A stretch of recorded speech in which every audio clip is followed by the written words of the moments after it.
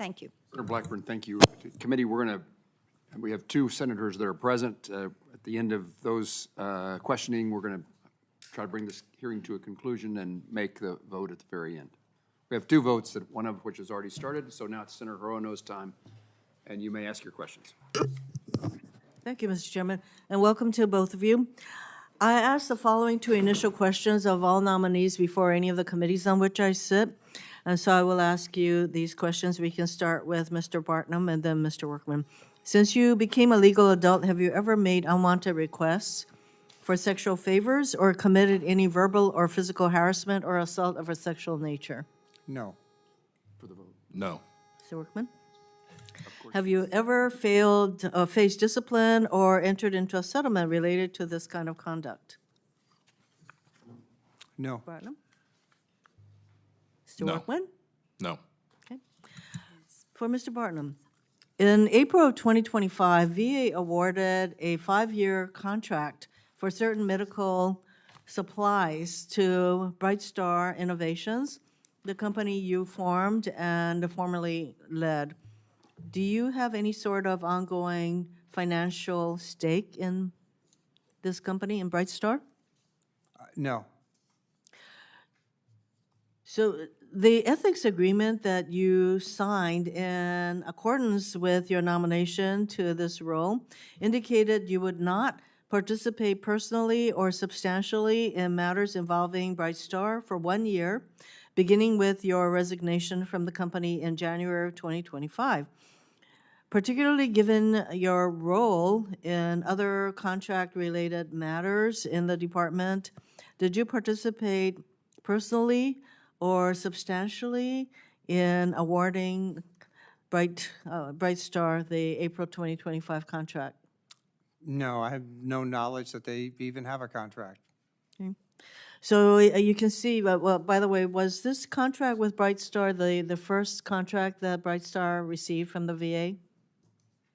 When I was at when I ran Bright Star, we had no contracts with I'm the sorry, VA. can't hear you. No, we had no contracts when I was at Bright Star with the VA, so Okay. as far as I know, it must be their first. So I think that you can understand why I would ask these questions, because the fact that this is the very first contract that Bright Star got and you happen to just leave Bright Star and join the VA, you can see where certain questions like those that I asked would arise.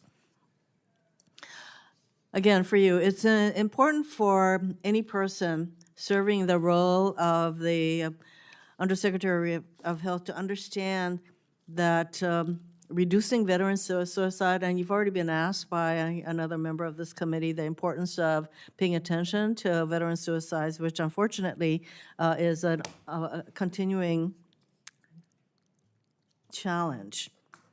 So it is a priority for many of us in this committee, and we recently had a hearing on the Veterans Crisis Line, and given this administration's decision to fire VCL staff seemingly without regard to the impact it would have, can you reassure me that under your purview, there will be no cuts to staffing or funding and no reorganizational decisions that limit access to VCL for veterans and others served by it?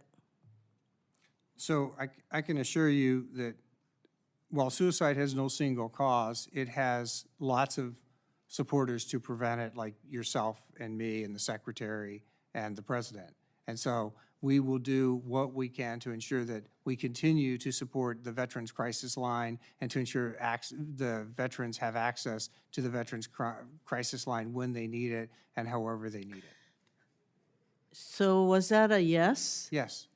Okay, because please know that for a lot of young people, the awareness that the hotline or there were some funding cuts to veterans' access to suicide prevention programs is a matter of major concern for them. Now, when Secretary Collins was before our committee, I asked him with regard to pausing certain programs, including veterans' participation in clinical trials, And if you're a veteran participating in a clinical trial and suddenly those programs or trials are put on pause and with no idea when you're going to be able to access whatever drugs are being provided or access to medical care under the clinical trials, I asked them, well, what clinical trials, how many veterans are involved in participating in these clinical trials? He said he would get back to me. So far, not. So I'm asking you for this information. Do you have it?